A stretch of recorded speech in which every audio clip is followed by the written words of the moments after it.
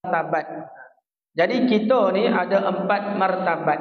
Setelah kita memakrifatkan akan rukun-rukun iman, jadilah ada martabat dia. Martabat iman tu, keadaan kedudukan maqam tu. Maqam tu ada 3 benda tu tafsiran ni.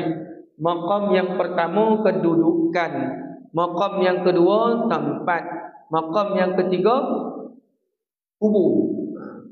Jadi maqam yang dimaksudkan ini adalah kedudukan martabat dia. Kalau maqam Ibrahim yang dekat dalam masjid itu bukan maqam kubur, itu maqam tampek, tapak kaki Nabi Allah Ibrahim alaihissalam. Ini kedudukan iman, martabat, iaitu mengikut kadar ma'rifat dalam ketakwaan, ketaatan, keikhlasan, kecintaan mereka terhadap Allah Ta'ala dan sebagainya. Martabat iman dia lihat bagaimana ketakwaan gitu, bagaimana ketaatan gitu, bagaimana keikhlasan gitu, bagaimana kecintaan gitu terhadap Allah Subhanahu wa taala. Ada berapa martabat iman tu? Ada 4 martabat iman. Kita ni martabat yang kayak mana? Ayah ibu sekalian, kayak mana martabat kita?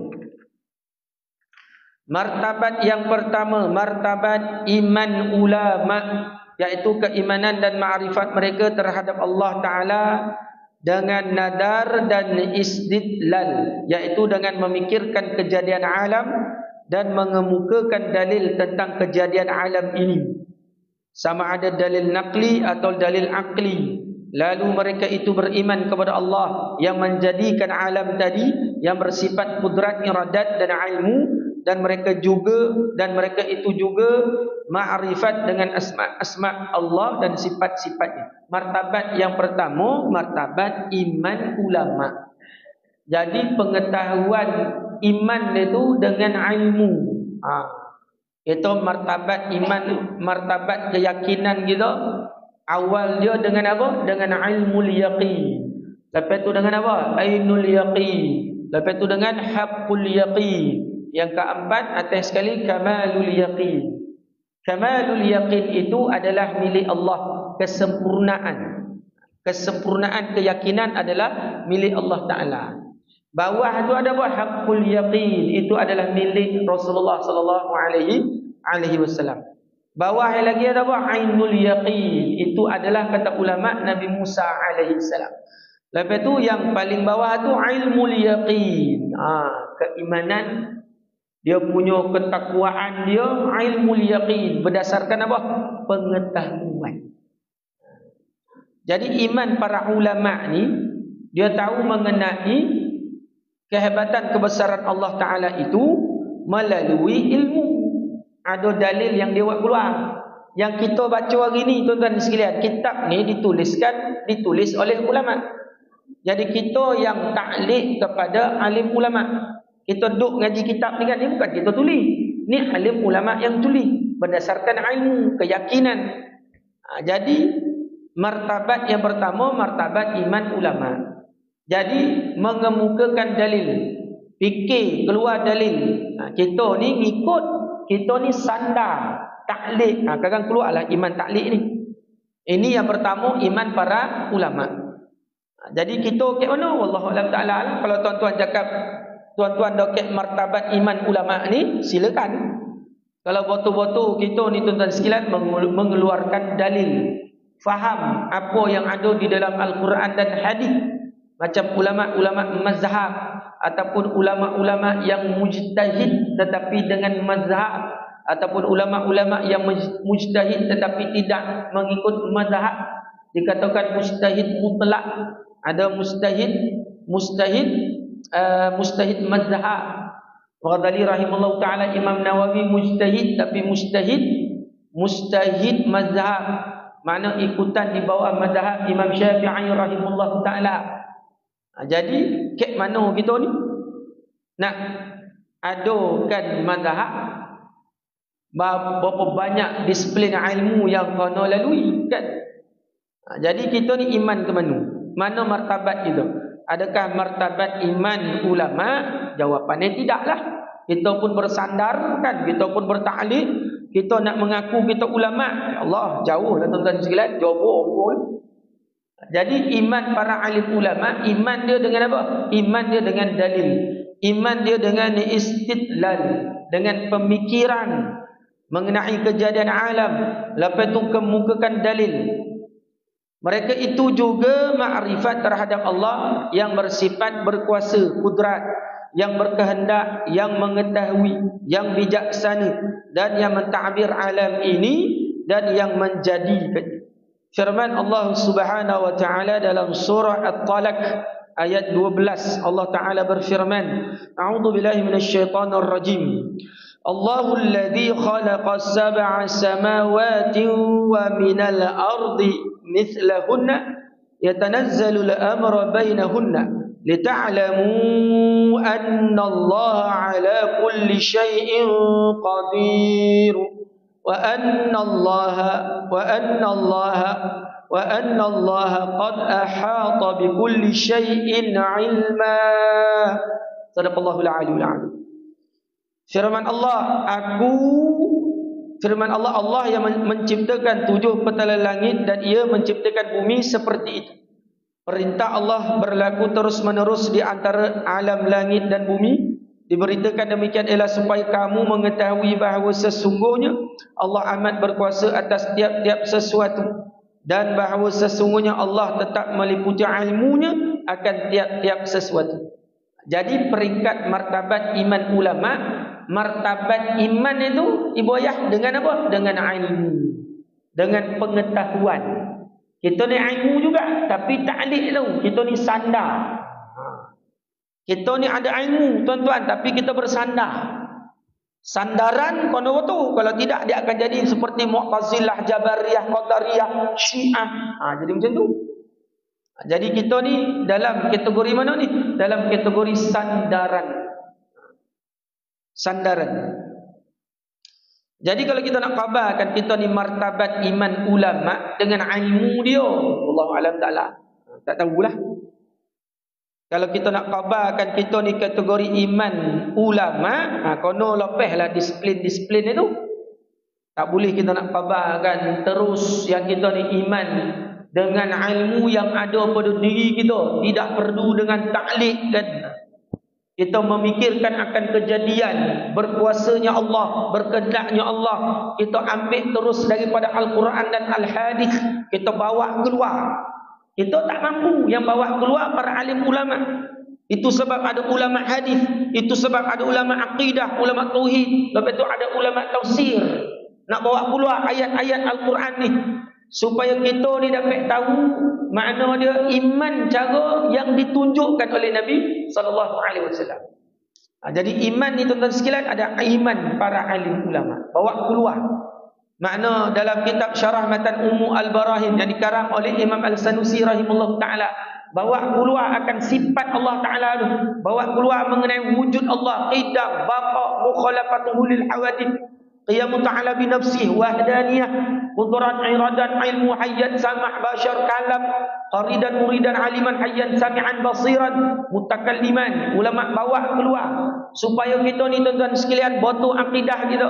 Kita yakin kewujudan Allah Ta'ala itu dengan qidam, yakin kewujudan Allah Ta'ala itu dengan baqa. Ini siapa yang buat ni?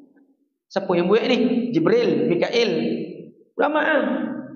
Yang hari ni kita tahu usul fiqh, kita tahu sembahyang, kita pernah jumpa Nabi? Mana pernah jumpa?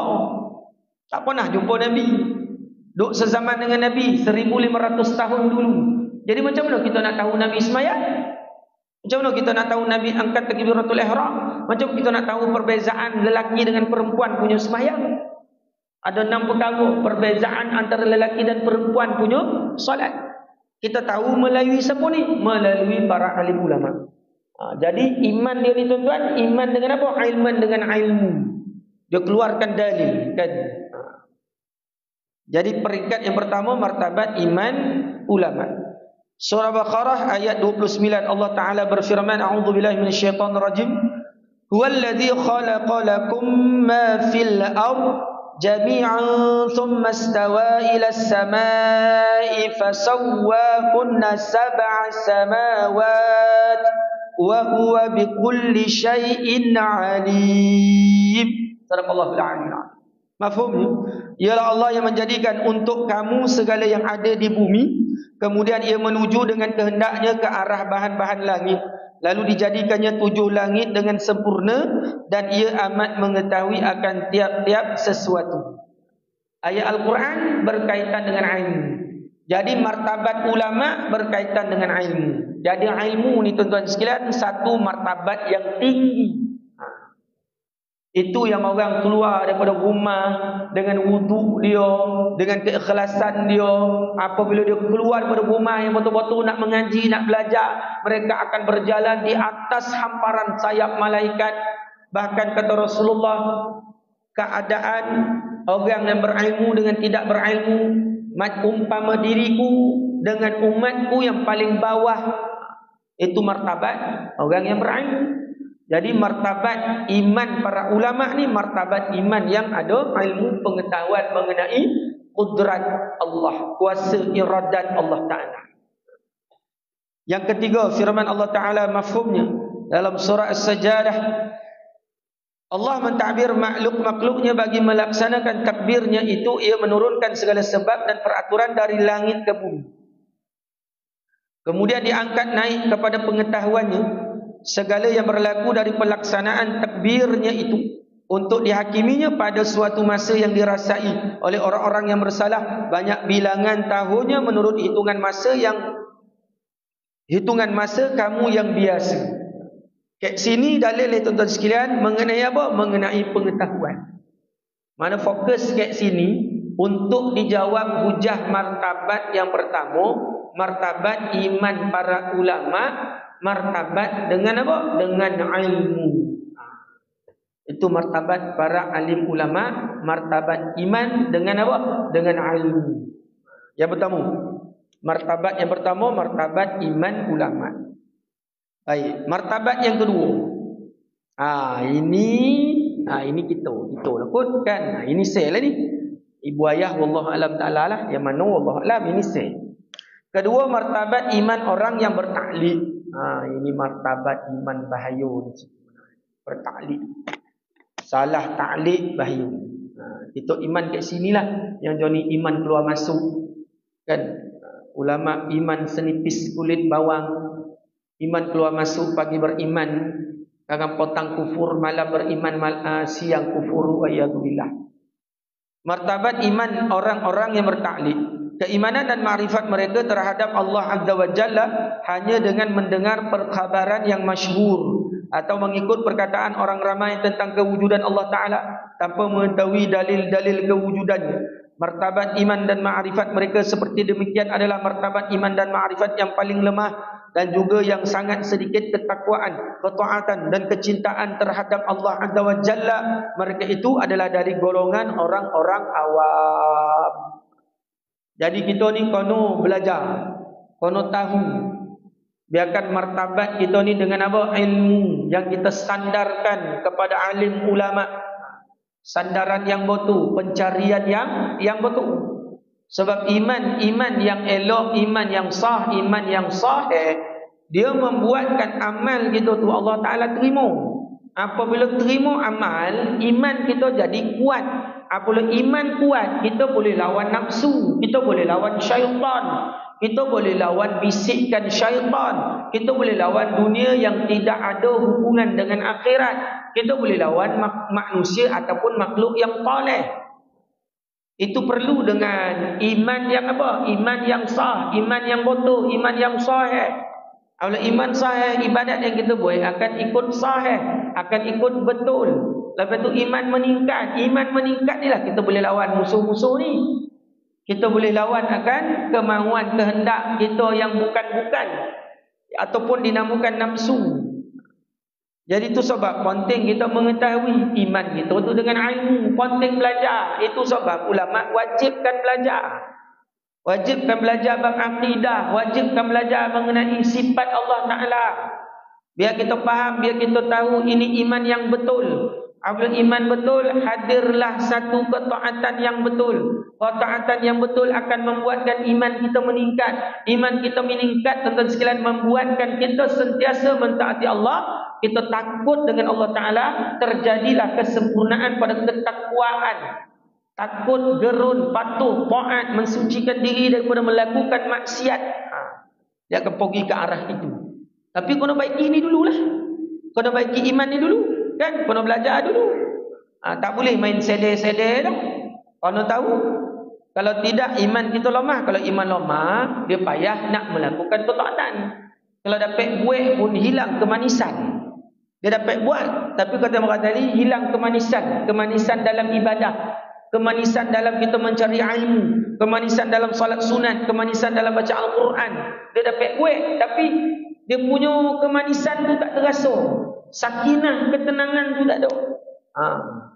Jadi bodoh ni dengan Allah, ya ibu sekalian, kita boleh kaji pada diri kita. Bagaimana penerimaan kita apabila orang menceritakan mengenai kehebatan kebesaran Allah. Bagaimana keadaan penerimaan kita apabila kita berhadapan dengan Al-Quran, kita berhadapan dengan kuliah, kita berhadapan dengan zikrullah, kita berhadapan dengan sedekah, kita berhadapan dengan haji dan umrah. Bagaimana perasaan kita? Bagaimana rasa kita ni? Bagaimana keadaannya? Bagaimana keadaannya itu? Jadi kita guna apa? Kita guna usaha.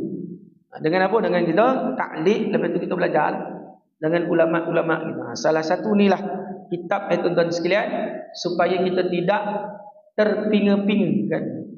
Jadi iman yang kedua ni martabat iman orang-orang yang bertaklid. Ini martabat iman kita lah kan, kita bertaklid. Tapi taklid kita taklid yang betul, ilmu yang betul, yang akan meningkatkan iman kita. Inilah yang kedua ni, iman yang aman-aman dirisawi. Jadi kita risau, kono ada risau. Kalau tak ada risau, kita tidak akan ada kerja, ya ibu sekalian. Itu sebab kita perlu wujudkan kerisauan. Kalau tak ada risau, kita tak ada kerja. Kalau kita ada risau, orang rumah kita, anak bini kita, kan kita bekerja. Sebab apa? Kita ada kerisauan. Kerisauan itulah yang membuatkan kita kerja daripada pukul 8, 9. Daripada umur kita 18 sampai 60. Ada khidmat sampai 40 tahun. Sebab apa? Kita jadi macam tu. Sebab ada kerisauan. Kerisauan nak cari nafkah. Kerisauan kita nak cari apa-apa benda untuk memudahkan urusan orang di bawah jagaan kita. Jadi mengenai inilah kita ada risau juga. Risau kita nak menghadap Allah Ta'ala. Risau kita nak jawab soalan-soalan dalam kubur. Risau kita nak menghadapi yaumil mahsyar. Dan risau kita dalam keadaan tipu helah dunia. Risau kita dalam keadaan waktu kita di dalam kubur, pertanyaan. Risau kita waktu sakaratul maut. Jadi kerisauan itulah yang menimbulkan apa? Yang menimbulkan kerja. Jadi kita kena risau lagi. Macam mana kita risau nak cari nafkah untuk keluarga kita kan. Risau tu yang kita nak mainkan peranan tu. Bismillah.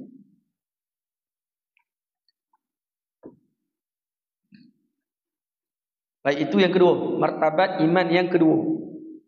Ya, setelah ia mema'rifatkan akan rukun-rukun iman, kategori orang beriman, lepas itu ada dia punya martabat berdasarkan apa? Ketakwaan, kecintaan dia. Jadi bagaimana keadaan diri kita ni lah martabat-martabat. Sebab syurga ini bertingkat-tingkat kan? Syurga ini bertingkat-tingkat. Nah, syurga para sahabat, syurga para anbiya, tak adalah sama bagaimana keadaan bondo tu.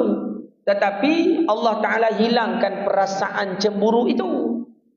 Hilang perasaan cemburu. Jadi kalau nampak syurga orang tu walaupun martabat dia tinggi, orang yang nampak di bawah nampak biasa.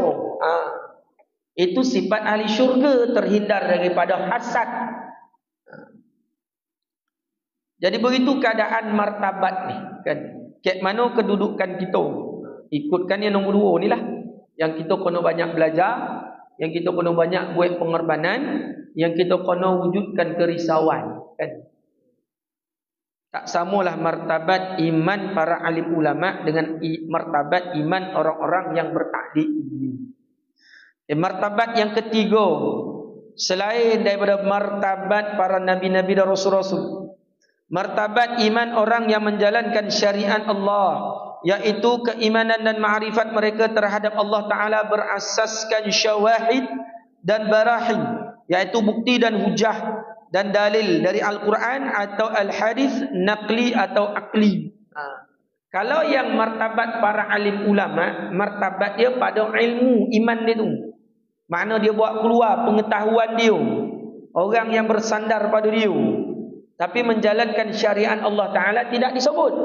Yang ketiga ni ini martabat yang tertinggi di kalangan manusia selain Rasul dan Nabi.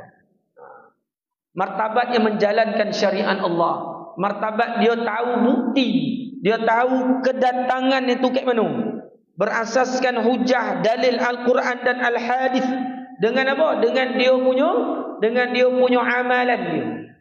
Jadi dia ni dengan Allah, apabila dia ada ilmu, dia beramal dengan ilmu dia. Ulama-ulama yang mujtahid, ulama-ulama yang beramal dengan ilmu dia. Kita pun hari ni kita belajar, mudah-mudahan ilmu yang kita ada hari ni kita boleh beramal dengan ilmu kita. Dia apabila ilmu ada, dia kena ada taufik, dia kena ada kekuatan. Ada jenis orang yang ada ilmu, ya hadirin sekalian, dia tak ada kekuatan. Kekuatan nak beramal tu tak ada. Jadi kita hari ni nakkan ilmu tu, dah cantik dah tu. Apabila ada ilmu lah nak masuk kekuatan dalam amal kita. Jadi martabat peringkat yang ketiga ni, martabat peringkat ilmu dah ada. Lepas tu masuk pula dengan apa? Masuk pula dengan amalan. Ulama-ulama yang mursyid, yang mengamalkan akan ilmu yang dia ada, memang betul-betul amal. Jadi peringkat yang ketiga ini martabat yang tertinggi, selain daripada martabat iman Nabi-Nabi dan Rasul-Rasul. Keimanan atau ma'rifat mereka tersebut adalah keimanan dan ma'rifat yang tinggi. Mereka itu adalah orang yang cintakan Allah serta taat kepadanya, dan orang-orang yang takut melanggar perintah Allah Ta'ala. Bukan sekadar ilmu saja ada, makna ketaatan, beramal dengan ilmu yang dia ada. Kita pun sama malam ni dengan Allah, kita ambil ilmu mengenai akidah, kita pun niat nak beramal dengan ilmu yang kita ada. Jadi kita beringat apa yang kita belajar daripada awal sampai ke akhir mengenai akidah, mengenai tauhid, mengenai tasawuf. Kalau akidah kita punya pegangan, tauhid ilmu mengukuhkan pegangan, fik dengan Allah kita faham cara yang ditunjukkan Nabi dan sahabat. Lepas tu masuk pula tasawuf, nak jaga hati kita. Jadi ilmu yang kita belajar, dokek luar, dokek dalam, kita nak guna ilmu yang kita ada. Dengan apabila adanya ilmu bab kesufian, kita jaga niat kita, jangan ada ujub, jangan ada riak, jangan ada takbur pada perbuatan kita, jangan ada hasad, jangan ada benda yang tergesa-gesa, jangan ada ghairullah selain dari Allah di dalam hati kita, jangan ada kelalaian, jangan ada lara, jangan ada sifat-sifat yang keji kan. Jadi benda itulah yang kita nak bawa di dalam kehidupan kita. Habis dah tu. Habis dah. Habis dah masya-Allah. Habis dah tuan-tuan sekalian, Allah Rabbi. Selalu saya sebut kan, habis-habis tahu-tahu masuk dalam kubur. Allah Rabbi. Sikit lagi Martabat yang ketiga ni martabat iman orang yang menjalankan syariat Allah Ta'ala. Firman Allah Ta'ala dalam surah Fatir ayat 28, ini dalil dia mengenai martabat iman orang yang menjalankan syariat Allah. Mafhumnya, dan demikian pula di antara manusia, makhluk bergerak yang bernyawa dan hayawan ternakan. Ada yang bermacam-macam warnanya dan jenisnya. Di antara hamba-hamba Allah yang takut kepadanya hanyalah para ulama. Sesungguhnya Allah Maha Perkasa lagi Maha Pengampun. Para alim ulama, dia ada ilmu. Dengan ilmu dia takut dengan Allah Subhanahu wa Ta'ala. Keimanan dan ma'rifat orang-orang yang berilmu yang duduk di martabat yang tinggi, kerana hanya orang-orang yang berilmu sahaja yang dapat memahami perkara-perkara yang tidak dapat difahami oleh orang-orang awam. Jadi iman yang tinggi, iman ulama yang menjalankan syariat pada ilmu yang dia ada. Betul-betul beramal tuan-tuan sekalian. Dan perbezaan ni nampak ketara kan. Yang ni yang beramal nampak Antara perbezaan ni kan. Saya pernah keluar dengan seorang doktor, tuan-tuan sekalian. Nampak amalan dia. Nampak sangat-sangat. Kita dah habis mangkin salat maghrib, dia masih lagi duduk, masih lagi dengan zikir dia, masih lagi dengan tu dia. Al-Quran tak tinggal, amalan tak tinggal, zikir dia, siap ijazah ke orang, dia pun beramal. Allah Rabbi. Kita dah mangkin dah masa pergi haji. Kita dah mangkin, dia tak lagi. Beramal lagi. Al-Quran tak tinggal, itu tak tinggal. Kan? Selawat dia nampak. Nampak amalan dia, tuan-tuan sekalian. Nampak sangat-sangat. Itu yang kita nak tiru. Itu yang kita nak tengok. Bukan sekadar dia ngajar orang. Saya pun takut juga. Bukan sekadar bercakap-cakap depan sampai satu tahap. Apa yang dia cakap tu dia tak buat. Ini kita ngajar ni, kita takut tak, ayah ibu sekalian? Takut kategori yang hipokrit. Suruh orang buat ni, kita tak buat. Kan? Buat ni, kita tak buat. Tapi seorang ni buat. Nampak tu, kita pun jadi terpengaruh dengan dia. Dengan amalan dia, ilmu dia ngajar. Bagi ijazah, dia pun amal dengan ijazah yang dia bagi. Betul. Nampak betul-betul. Seronok. Kita nampak dia kan. Kita pun nampak. Kita nak mangkin, nampak dia tak mangkin lagi, kita pun duduk lagi. Kita pun duduk. Nak buat tak tahu, duduk je. Duduk. Zikir. Subhanallah. Nampak seorang ulama ni. Tuan-tuan pun kena lah. Kan, nampak. Tak nak sebut nama. Nanti kategori mengumpat lah pula. Mana baik dia cerita soal orang. Kategori mengumpat pula benar. Kalau ikut ulama tasawuf kan. Ngumpat tak? Tapi ngumpat mana baik dibulihkan. Tapi tak nak sebut nama. Tuan pun kena benar. Memang betul-betul nampak keadaan. Ini dengan segala martabat iman orang yang menjalankan syariat Allah Ta'ala. Betul-betul beramal. Memang beramal. Ya. Itu yang puak-puak yang mengajar ni pun tuan-tuan sekalian sogan kadang-kadang. Itu ngajar-ngajar orang ni, Allah takut kalau kita tak boleh beramal. Cerita fadilat duha, cerita fadilat tahajud, fadilat sedekah. Kita pedakut nak sedekah. Farid duha, kita tak semayang duha. Fadilatnya cerita kelebihan, cerita bagaimana kisah susah payah Nabi Sallam. Sekali sampai ke kita pun terjerumus tuan-tuan sekalian. Wa'iyadzubillah. Jadi bondo itulah yang membuatkan kita kalau nak beritahu orang bondo sesuatu bondo, kita pun sekali pun amal. Kan? Ketakutan itulah yang kita nak hadirkan di dalam jiwa kita. Kita nasihatkan anak cucu kita jangan merokok, jangan main vape, jangan ya. Kita merokok tu salah. Marah ni jangan buat. Kita buat sekali. Jadi bondo tu yang tak bodoh pada menjalankan satu-satu bondo. Dan lagi kita kena faham lah. Kita cakap bondo baik umpama melantun pada diri kita. Janganlah kita berhenti seperti puak-puak hakikat makrifat tu. Dia nak ajak orang semayang, dia cakap dan yakin betul-betul dengan Allah baru dan semayang. Itu tak boleh lah. Sebab keyakinan itu datang daripada ketaatan. Jadi dua-dua tu kena pakai. Dua-dua tu kena pakai. Jadi untuk martabat iman yang menjalankan syariat Allah Ta'ala ni memang martabat ulama yang mengamalkan dengan ilmu yang dia tahu. Tuan-tuan sekalian. Ya, firman Allah Ta'ala dalam surah Al-Ankabut ayat 43, Allah Ta'ala berfirman, A'udzubillahi minasyaitonirrajim. Wa tilkal amthalu nadribuha linnas wa ma ya'qiluha illa al-alimun. Sadaqallahul aliyul azim. Mafhumnya? Dan misal-misal perbandingan yang demikian itu kami kemukakan ia kepada umat manusia dan hanya orang-orang yang berilmu sahaja yang dapat memahami. Jadi berkaitan dengan ilmu, lepas itu berkaitan dengan amalan. Ilmu yang dia ada, dia amal. Peringkat yang terakhir, peringkat iman yang tidak sampai kepada orang awam ataupun selain daripada nabi-nabi dan rasul-rasul. Iman nabi rasul ni iman dia iman yang sentiasa meningkat. Iman sahabat, iman turun naik.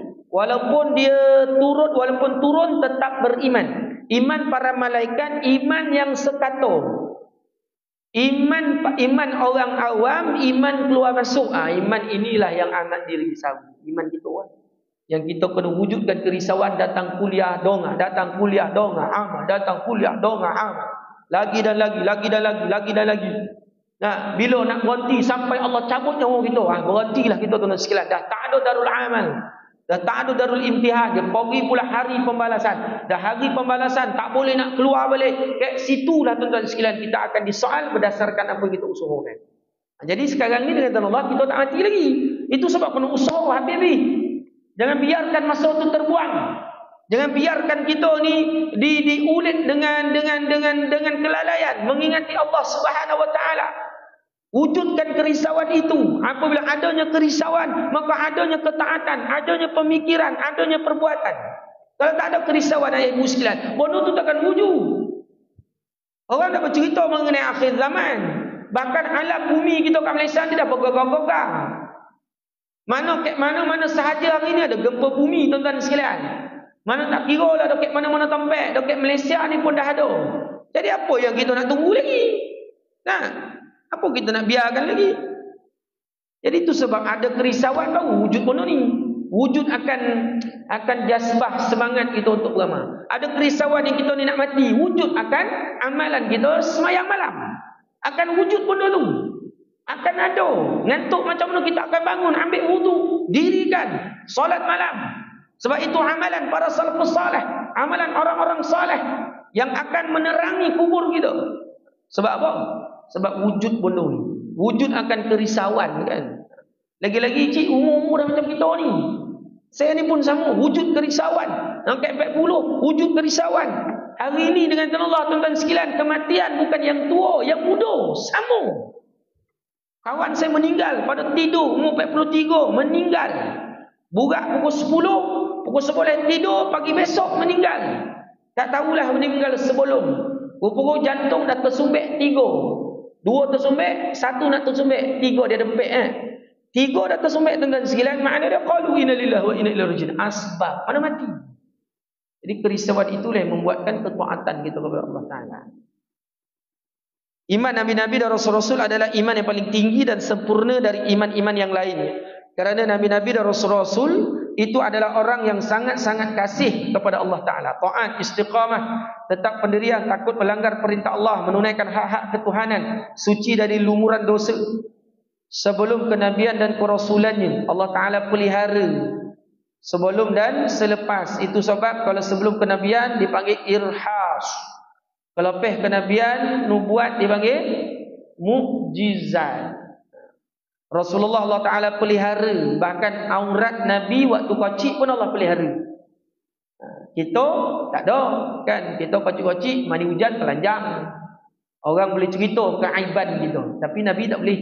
Nabi Rasul waktu kecil orang tak boleh cerita keaiban. Itu sebabnya Allah Ta'ala pelihara Nabi.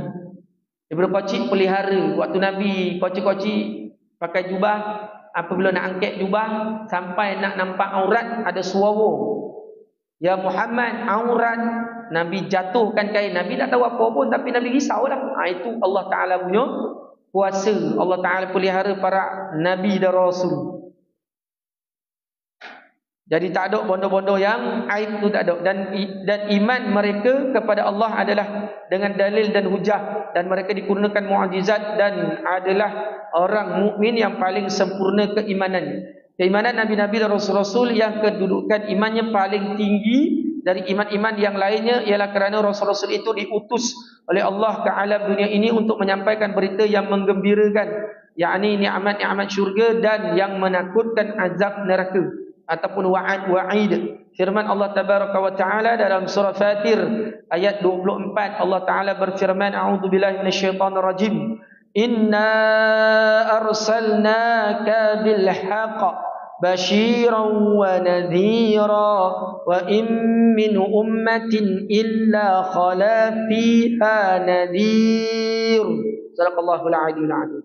Mafhumnya, sesungguhnya kami mengutuskan dengan agama yang benar sebagai pembawa berita gembira kepada orang-orang yang beriman dan pemberi amaran kepada orang-orang yang ingkar, dan tidak ada sesuatu umat pun melainkan telah ada dalam kalangannya dahulu seorang rasul pemberi ingatan dan amaran. Surah Fatir ayat 24. Jadi dengan Allah tuan-tuan sekalian, ibrah pada malam ini kita dapat mengetahui akan peringkat-peringkat iman setelah seseorang itu beriman dan mema'rifatkan rukun iman, dia ada peringkat dia pula.